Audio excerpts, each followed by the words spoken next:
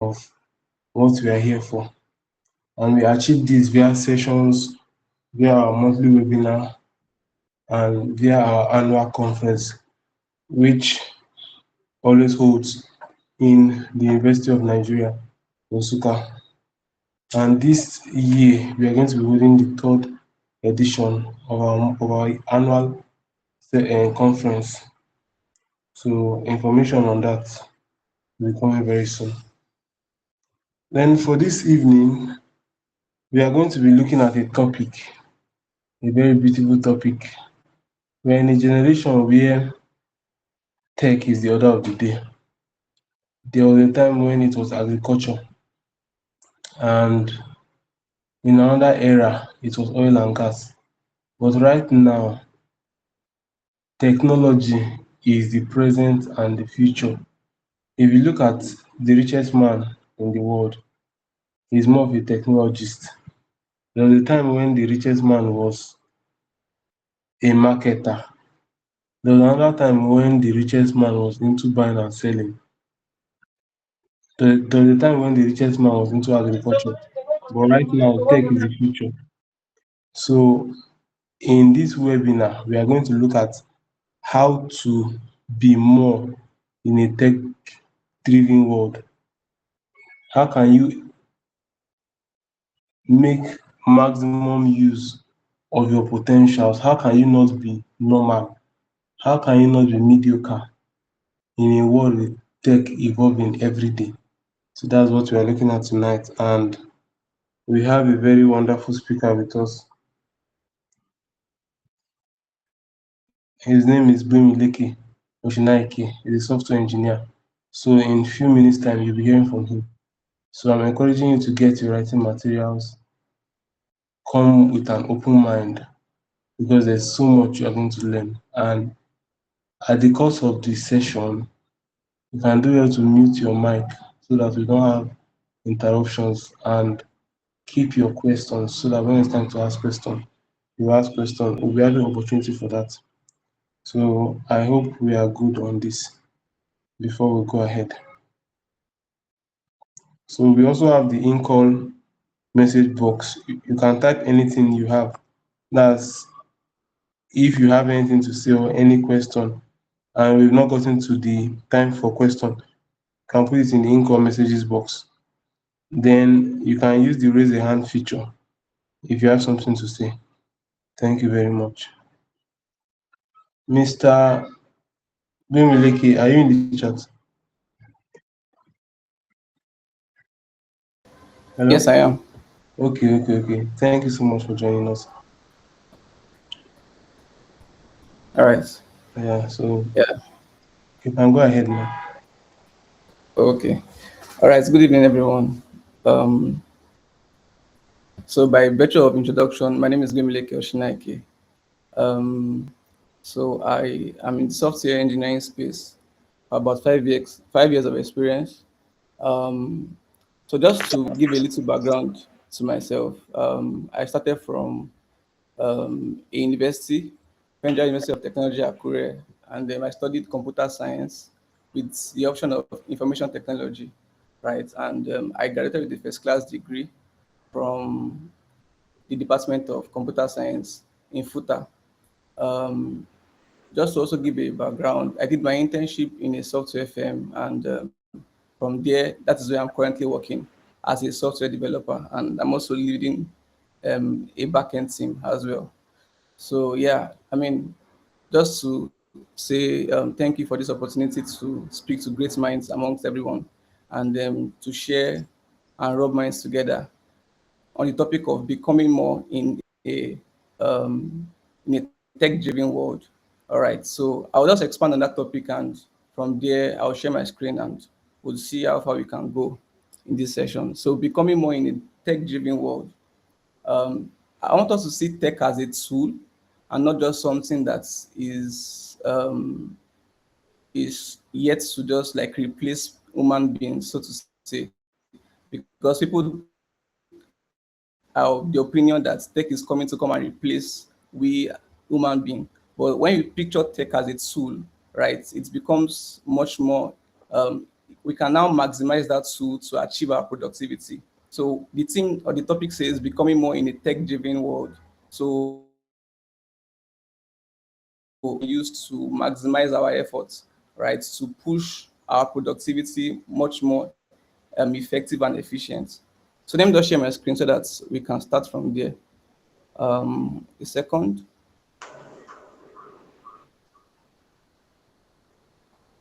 All right. I'm sharing my screen already. Um, I believe you can see my screen. Maybe a reaction or so just for me to see that, yeah, you can see my screen. All right, that's good. So becoming more in a tech-driven world, right? Like I mentioned that we should see tech as a tool and not something that is coming to replace you. So tech is coming to amplify your personality, right, in this world. So I mean, I'm going to emphasize on that particular statement of seeing tech as a tool more often in this session because I want us to have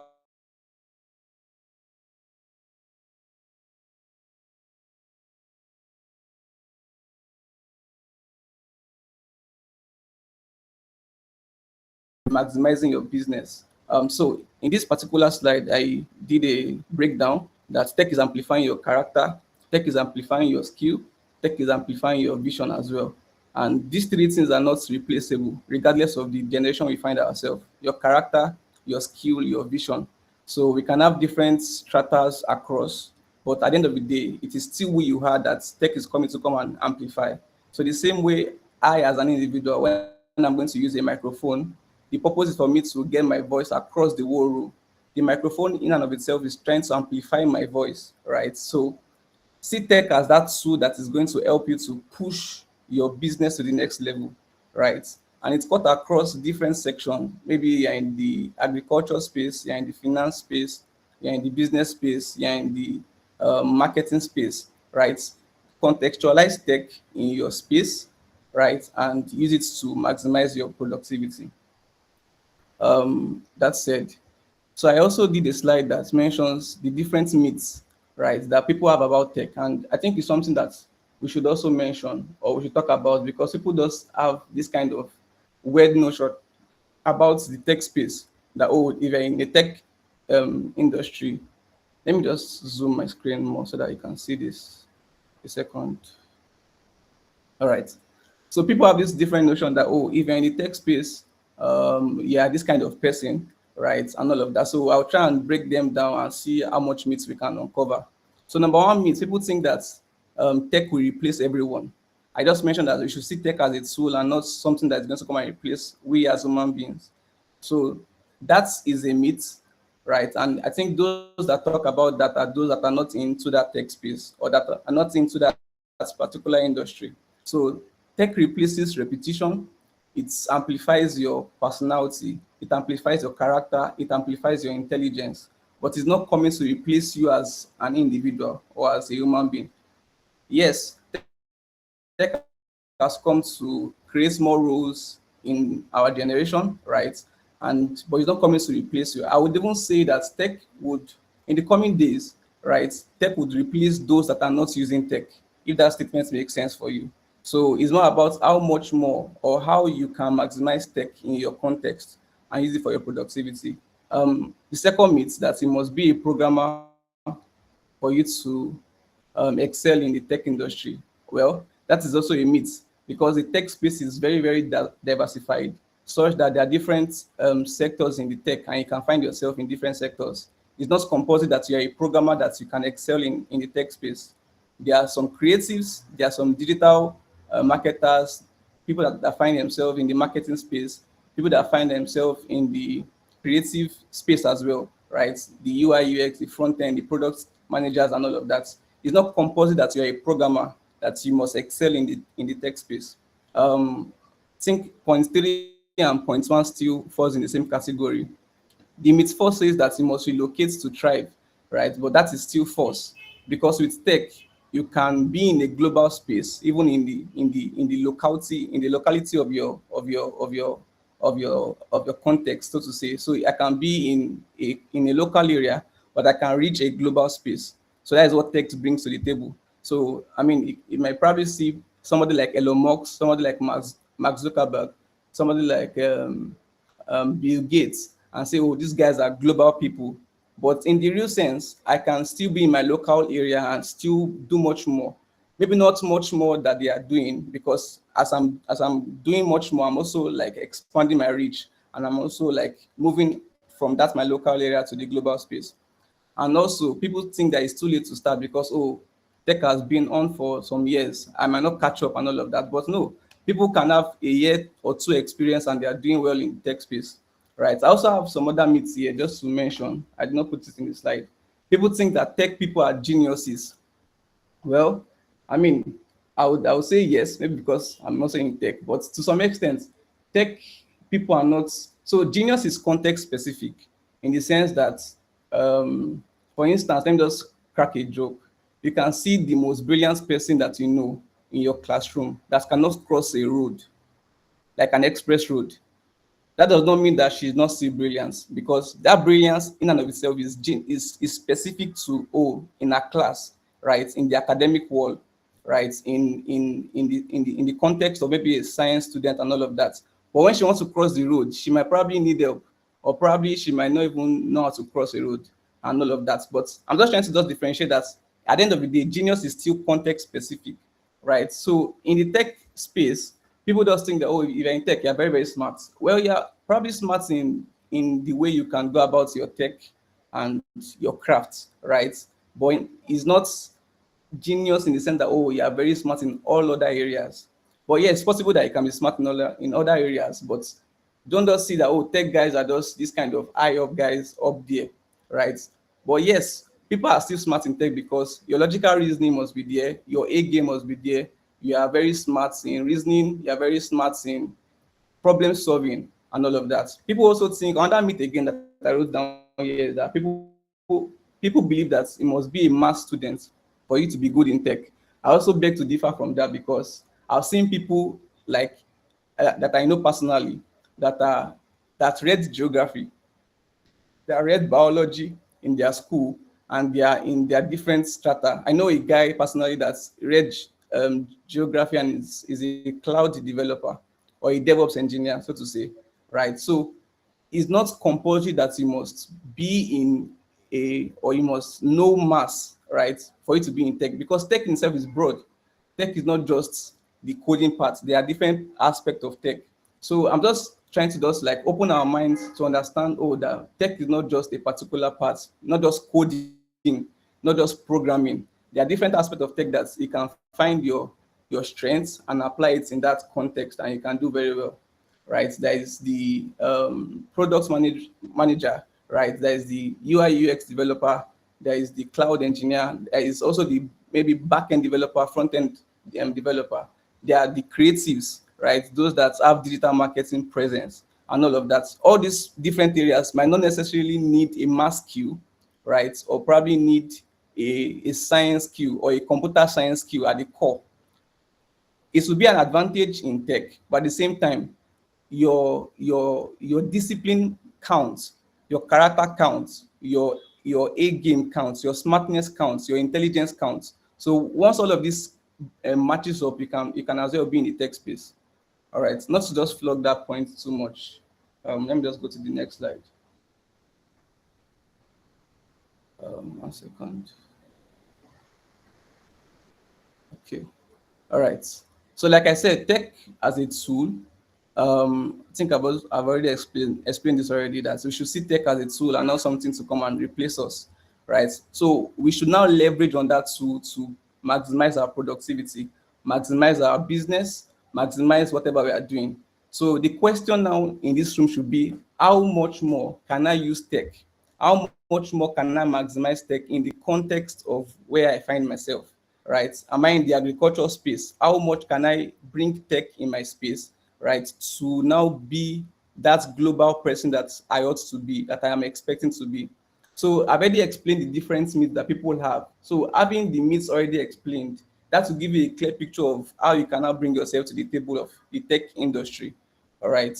Because at the end of the day, why I'm trying to explain this is because when we see the likes of Paystack, the likes of Flutterwave, the likes of InterSwitch, the likes of Money Points, the likes of Piggyvest, the likes of Kuda. What they have just done in the nutshell is that they brought tech in the finance space and they now made life simpler, right? So they brought tech in the finance space, making business transactions simple. I can now make transactions online by using a Paystack account, or probably integrating Paystack with that particular account, and I can do my transaction.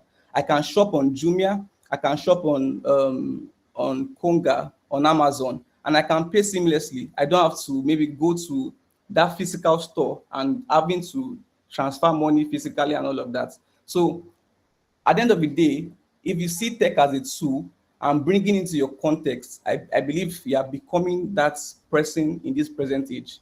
All right. To the next slide. So I also highlighted the different generations that we have from the STEAM to the AI. So what I just mean here is that let's look at different generations, right, and see how these people survived. Because I believe that we should begin to see that our world has changed, and anyone that is still using old methodologies in this era is probably being outdated, or is going to be outdated in the coming years. And case in point, we live in a world where we are far behind what the people in the other side are doing. So when technology now comes to our side, or when different scopes or different technology come to our side, we are now catching up with what people have gone ahead of. So we are like, we are doing a catch up of what people have gone ahead of. So for instance, now, let's say in the US or in the American continent now, right? They have gone ahead about 3 or 4 years in tech. Probably they are using AI self or self-driven cars, so to say, and that is like a normal thing already in the US space or in the American space or the Europe at large, right? And bringing into the context of Nigeria, if you see a self-driven car in Nigeria, it might probably wow an average, or maybe not an average Nigerian. It might wow a Nigerian because that is kind of new for him. But in the other world, that is like their everyday life already. So I'm just trying to explain that we are doing a catch up. So that would also try and draw to our memory that, or to our context, that we are not, our level of thinking, or our level of expectation should not be limited to our scope alone. We should think large, right? I'm saying that because we now live in a age where the course you are studying in school, at the point where you're not graduating, is already as outdated to what the current generation you find yourself is already using. And it's just sad to say. You might probably study a course in school 5 years. If ASU Strike enters the picture, you might spend probably 6 years or 7 years. At the end of that 7 years, that course you are studying might probably be outdated and might not be much relevant in the era that you find yourself. So what I'm just saying in essence is that let's look at different generations and see how they survived, right? And in their survival, we recognize the generation we find ourselves and see what we need to do in maximizing tech, that since our generation is tilting towards that era. So the question now is that, is tech coming to stay, or is it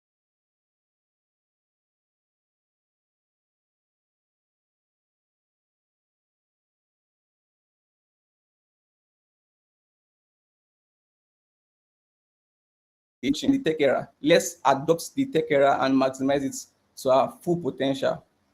So we had the industrial age, right? People used machines, people used different heavy equipment to achieve their goals, right? For instance, you might probably have like a grandfather, um, you might probably have a father, or I'm trying to just paint a picture of different generation. A grandfather now, let's say the grandfather is in the industrial age, that goes to the factory. He works in he goes to a factory or in a farm to farm. He carries his equipment and he tries to just make things manual and just for survival, right? He goes to the farm, tries to do the normal agricultural work that particular generation demands. And in that particular generation, if you're not found in the farm, you are wrong, because that is their everyday life, right? And what he will bring to the table is his physical strength, his endurance, and his ability to show up consistently. And if he does not show up, production will stop, right? Because his income is probably tied directly to the number of hours that he can use to farm and to produce a lot of harvest. So moving on to the internet age, I'll just group the internet age and the mobile age together. So so the grandfather has done his own bit in his generation. He goes to farm every day. He does all that he can, right?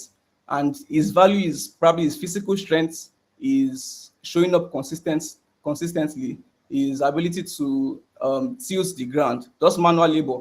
So now we now have the internet age, right? I will just call it information age because internet age probably spans across the late 90s to the 2010, right? So I believe all of us fall in this bracket of the internet age at that particular point in time. In this internet age, we don't probably have to go to a farm, a physical farm, right? We don't probably have to go to a physical factory. We probably find ourselves in corporate world or corporate offices, right? Example is you are a banker, you are an engineer, you are a telecom staff, you are an IT professional, all right? And what you bring to the table is that you bring knowledge, you bring skill, all right? You have access to information. You can go to your computer, send an email. You can probably use a software to do all that you are doing. You can maximize the internet, right? And all of that, which is good because in that era is more of the internet age, is more of the information age. You are using information for the advantage of your work. So that is the likes of, we now had the Google industry or the Google company, the Microsoft company, the Facebook company coming out. They maximize that particular age. So I'm just trying to paint the picture of people that are successful in this different generation and how we now find ourselves in this generation and how we can now maximize it, right? Remember the grandfather story. The grandfather goes to the farm every day, farms and does all that he can do just to make survival. Now we are now in the mid age of the internet of information where we go to a corporate setting and we sit in our comfort zone on a chair. We solve the internet and do all that we can. Facebook also falls in this category because Facebook maximized that particular time and they built a Facebook app that can network people all together. So I see people that I've not seen before in my life. I even connect to people, networking basically. So they maximize on information. So the last age now, the AI age. So I would say the AI age and the automation age is now where we find ourselves, right? So, but I mean, the AI age, the internet age still falls in the tech space. But now in this particular generation, what is now prominent is the AI age or is the AI itself and automation. I will explain automation as we proceed. So in the AI age, you don't just use technology because now technology now assists you, right?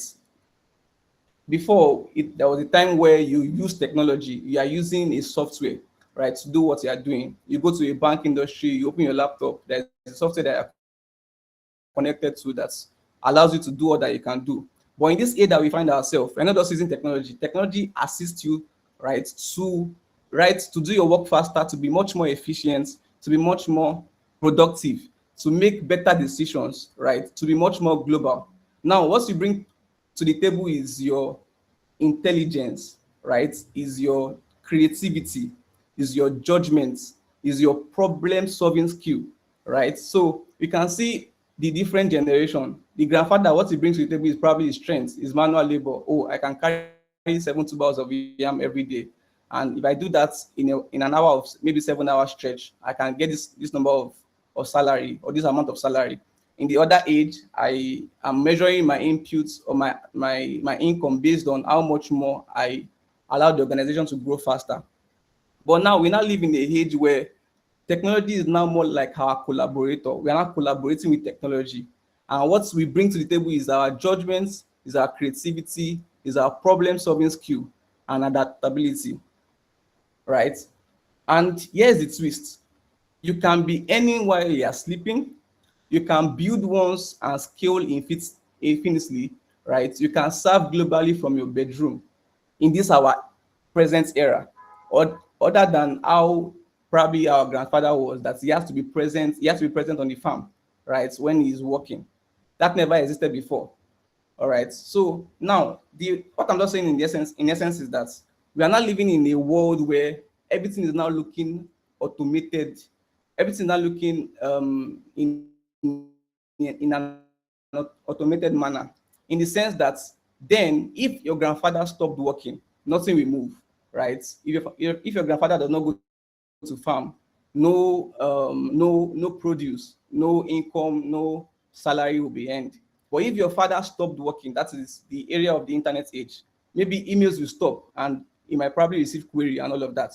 But now in our age, if we stop working, I tell you that system will still run, right? Because now we are building structures that can allow systems to run without a physical person, right? System can still run because now it is now much more automated. It is now much more um, in an integrated manner.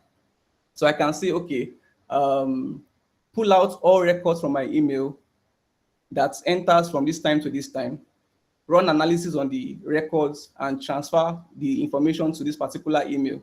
And I can do that, and that particular process can run every month. I don't need to be in a physical space for that to be done. Gone are those days where maybe a financial or an auditor might probably have to go to a physical firm and ask for their transaction records for them to now start like one by one checking and seeing how compliant they are. But now, as an auditor, right, I'm just bringing into the context of finance. As an auditor, I can just say, oh yeah, pull out all these records from this particular account, right? Run analysis on it, check how compliant they are using this and this and this and this. And that particular process can run every day.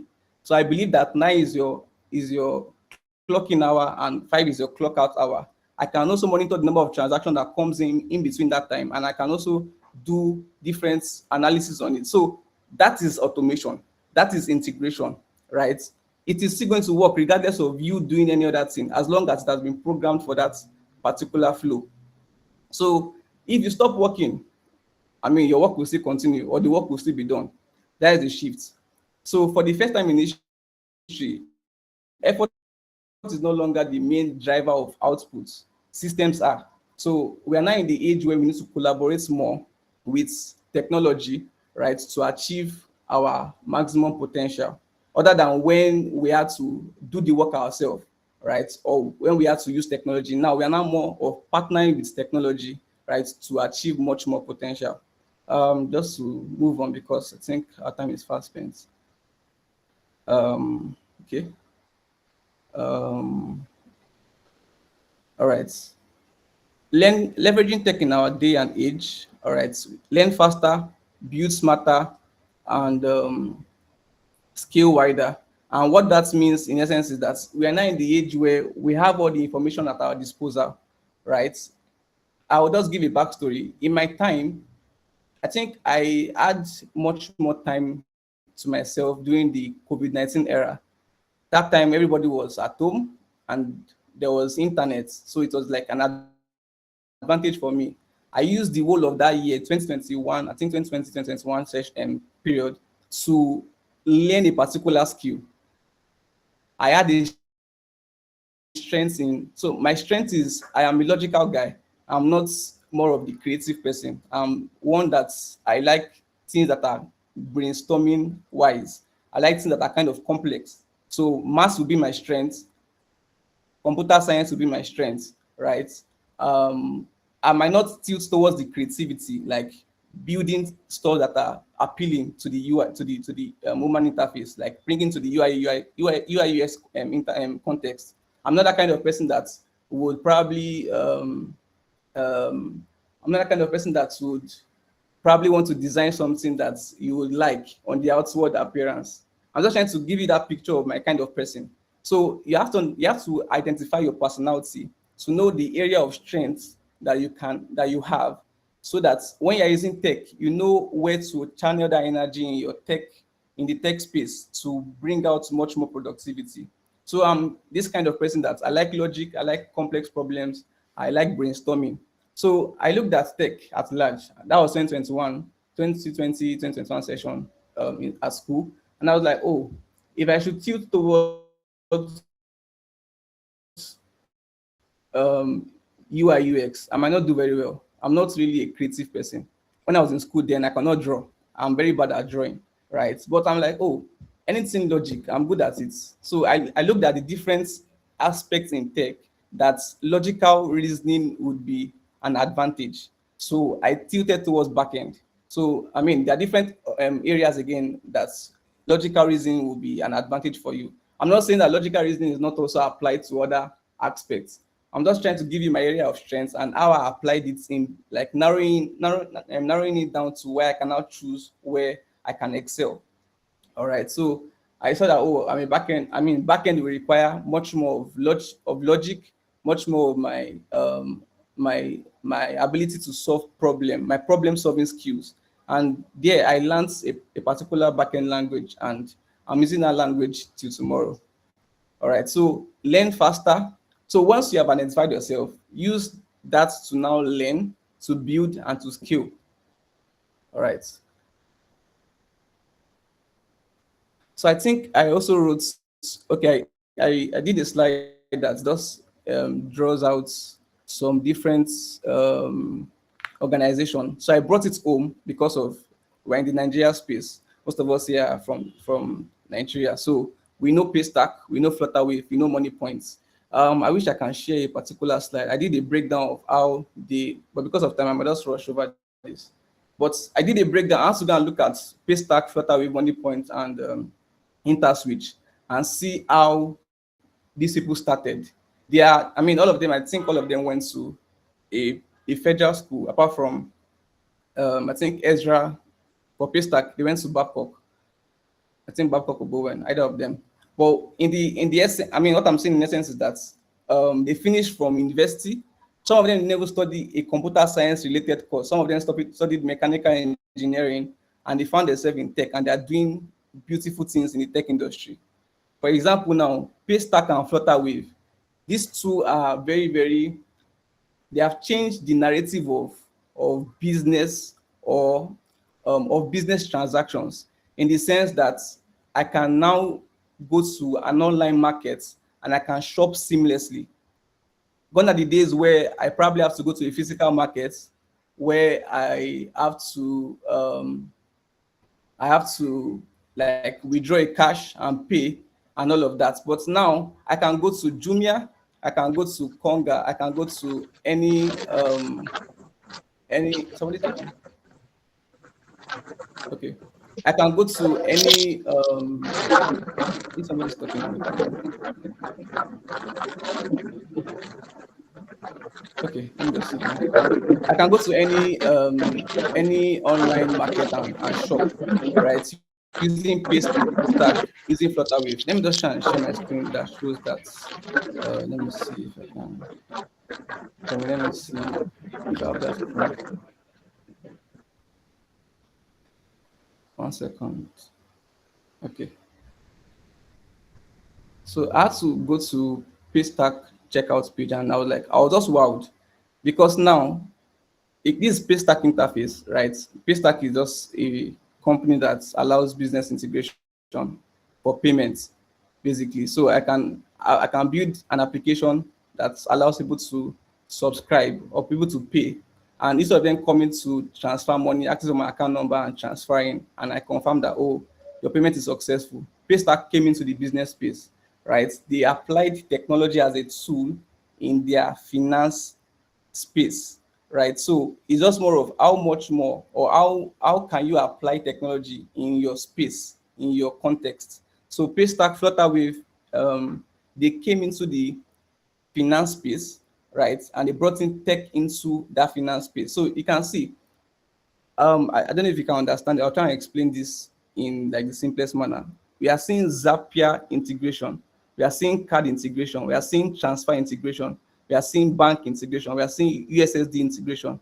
We are seeing OP integration. On the UI, on the UI level, when I mean UI, I mean user interface level, you're just seeing different things on your screen. But all of these things are different integration that has gone behind the scene for it to work, so that I can just input my card number, input my card expiry number, and my CVV, and I can pay, and that is all. But maybe because I'm a backend developer, I understand what has gone behind the scene for this to work.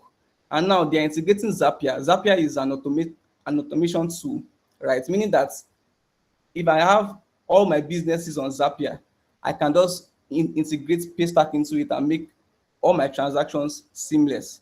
I think that is high level for now, but I'm just trying to explain that now Paystack are even moving a step further to bring in an automation tool into their workflow. So it's now more of we are seeing AI and automation. Okay, let me drive it home very well. For instance, let's say you have a I'm trying to give it an example. You have you have a product that signs a document, right? So for instance, I want to sign a document online.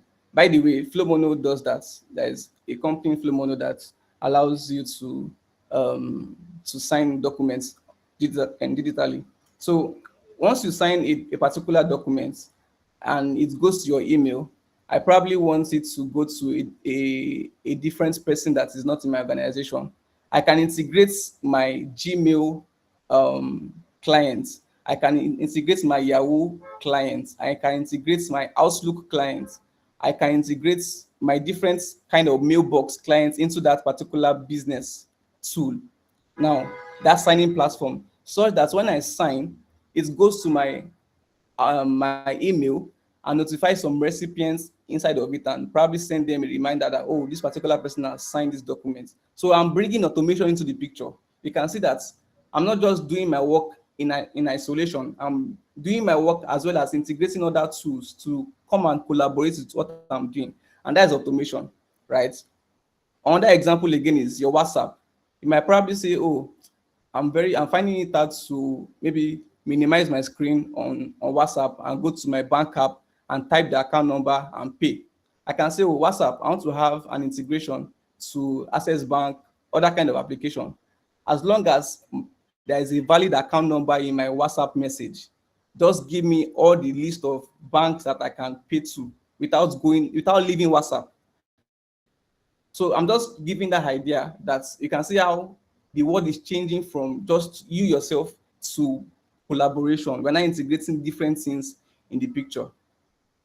All right, let me just continue with my slide and wrap it up.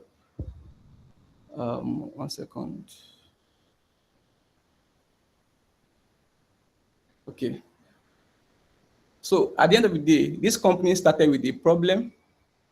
They solved the local problems.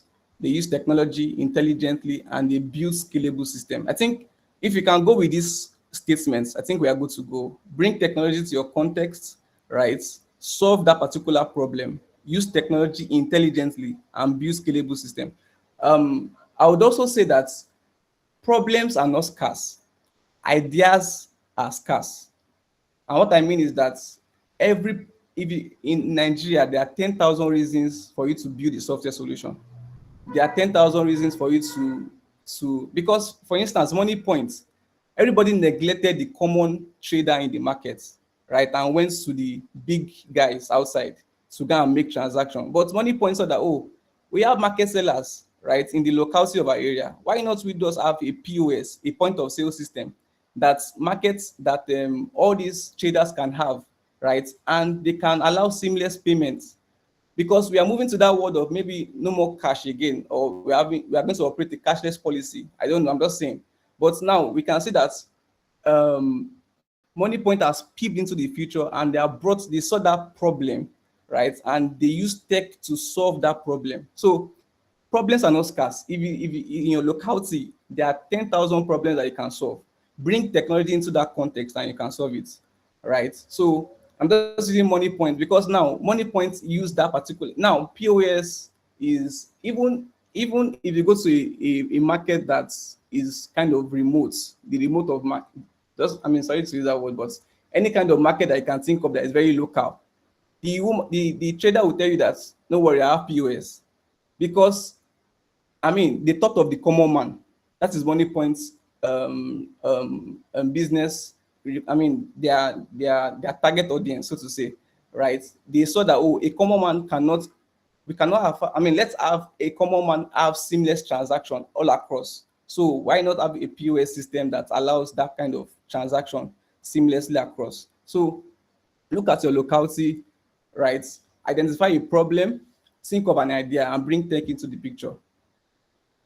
Okay, just to rush over this, traits that tech cannot replace. Your critical thinking, very, very true. Your emotional intelligence, your communication, your discipline, your integrity, right? I dare say your critical thinking is very, very important, because at the end of the day, if you're going to use AI, right, when AI comes into the picture, you have to still decide if you're going to accept it or not. Even as a programmer, if you're going to use maybe the best of AI tools, maybe as in a cursor or a Claude, you have to still accept what they are giving you.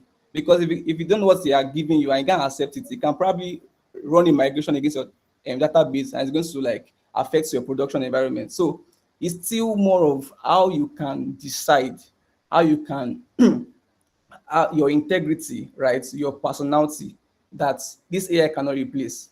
They can bring new rules to the tech space, yes, but they cannot replace you as a person. Okay, the speed of change. I've said this already, that we live in a world where we are doing a catch up. In Nigeria, we are. I mean, it's just sad to say, because if you are in Nigeria and you are using Nigeria as your benchmark, or you're not using the US world as your benchmark, you are kind of living in a reversal system, so to say, because whatever is not going to happen in the next 5 years has already been a normal thing in the other world. How to stay relevant in a fast-moving world, follow industry signals, build foundation skills, reinvent yearly, and stay curious. And what I just mean here is, in essence, is that there are different platforms that now makes this tech space now common, right? I follow different communities on Twitter, on social media, right? And the content that they share is enough for you to understand tech, even though you might still need that four wall of school for the educational discipline and background, which is very important. But at the same time, just stay connected, stay aware, network with people that are in that same space, right? Because Bible said that iron sharpens iron. So stay with people of like minds that will also sharpen your skill. Okay. I think I gave a 6 months blueprint. I think I might probably attach it in the end of the slide. So the final challenge: what one skill will you begin mastering this week? What problem in your industry, your community will you commit to solving? What reputation will you intentionally build over the next 12 months, right? Because, like I said, technology is here to stay, or AI is here to stay. I don't know what the next 30 years will be, but at least let's maximize the era that we find ourselves. Let's not be like that grandfather that's, I mean, in his own era, he was the best. But if that grandfather is in our era, he cannot be much more productive, right? Or we should not be like the father that's, I mean, he has to go to a bank and sit on his desk and do all that he's doing. Even though we are still seeing those kind of people in this present era, but I'm telling you the future that we have. We're in a world where things are now beginning to get automated, right? And you have to think in that context, and you begin to apply it in your sphere. All right. I think that's the end of the slide. Thank you, everyone. Thank you. First open to questions. Yeah. Thank you so much, Mr. Agumileke, for that session. And I have a lot that I got from the session, and I believe we have people in the community too who gain value from the session. So we are going to take questions. You can either type your question in the message box or raise up your hand if you have question. Just click on the raise a hand icon and I'll call you out to ask your question. So if you have a question, you can type it in our message box or you raise a hand. So is there anybody here with a question? Just use the features we have. Okay, I think we have one question here. Okay. That Please, if you have a question, just click on the raise a hand button or type it in our message box. So, Oluwayemisi, please, you can unmute yourself and ask your question.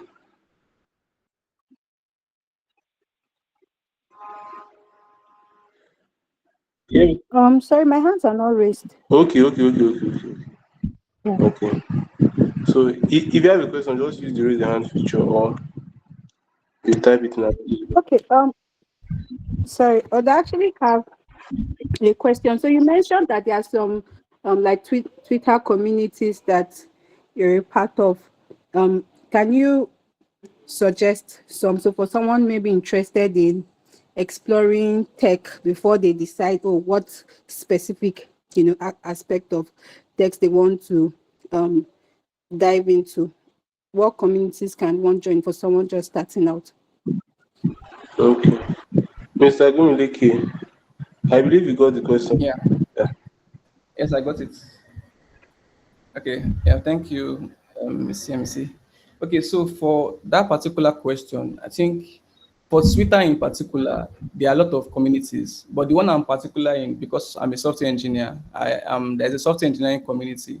So you can just go on Twitter and search for software engineering community. I think it's private, and they might probably accept it before you join.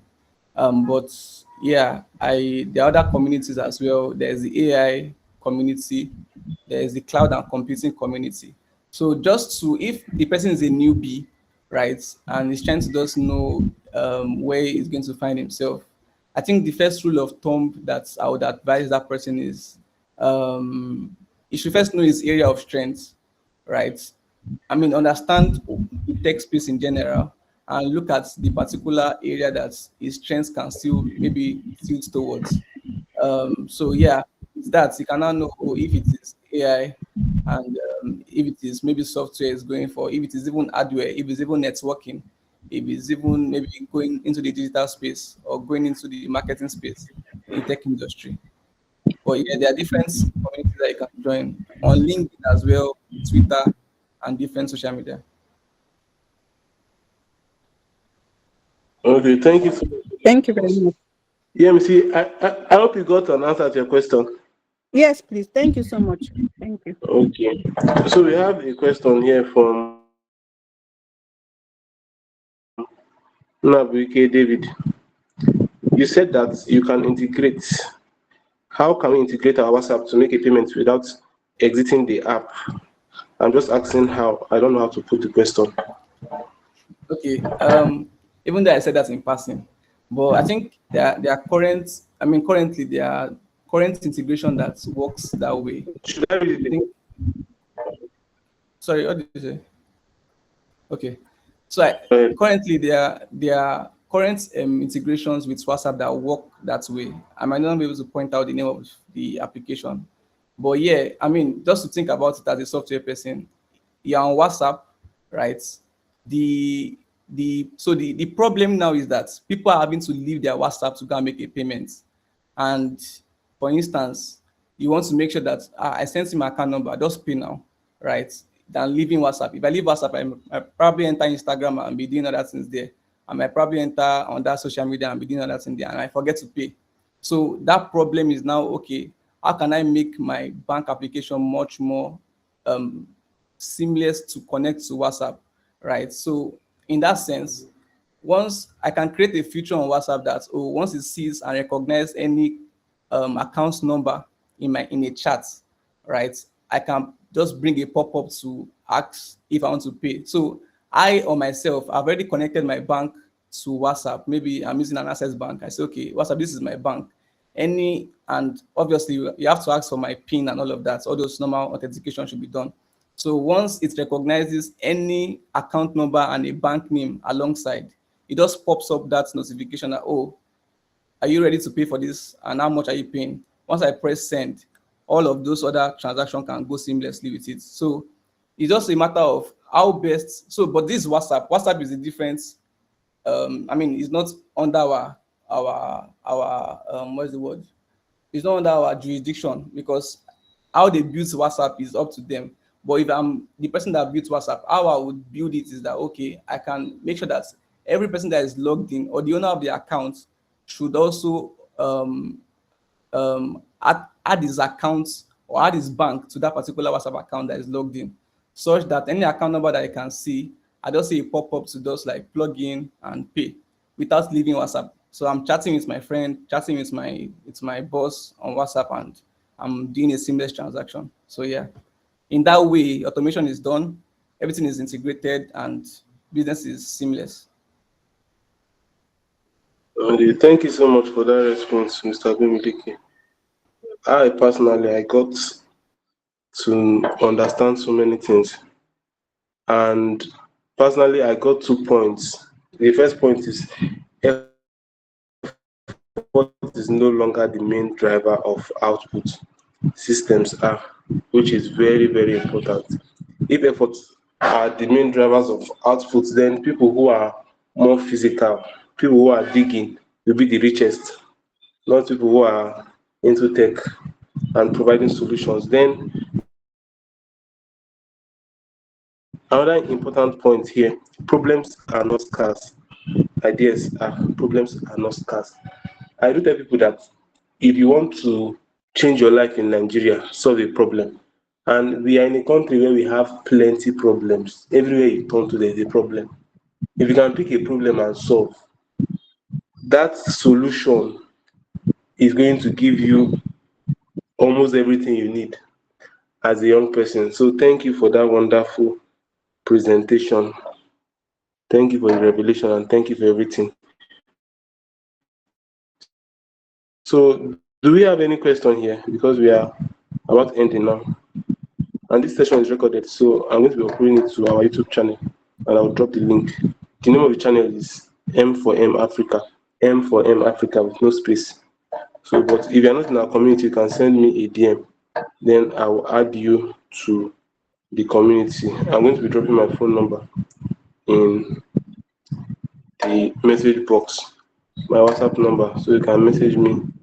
If you're not in the community, I'm going to add you to the community. Then, secondly, we have an announcement to make on the 1st of March, which is with respect to our Meet for More annual conference. So, on the 1st of March, we are going to be releasing our official flyer, anticipation flyer for Meet for More Conference 3.0. So, if you're not in our community, you can send me a DM to add you, and if you're in our community, do well to make it public, do well to sound the alarm, because our conference this year is going to be very, very great and powerful than any program we've had this year. So thank you so much for joining our monthly webinar, and thank you so much, Mr. Wimileke, for joining us and giving us value we cannot pay for. Really appreciate and we do not take it for granted. And income messages, thank you, Idris. He said we need to shift to AI. That's good, thank you. Then PMC critical thinking is the key. Thank you so much.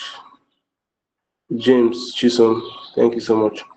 So in the absence of any question, we've come to the end of this session. Thank you for joining us.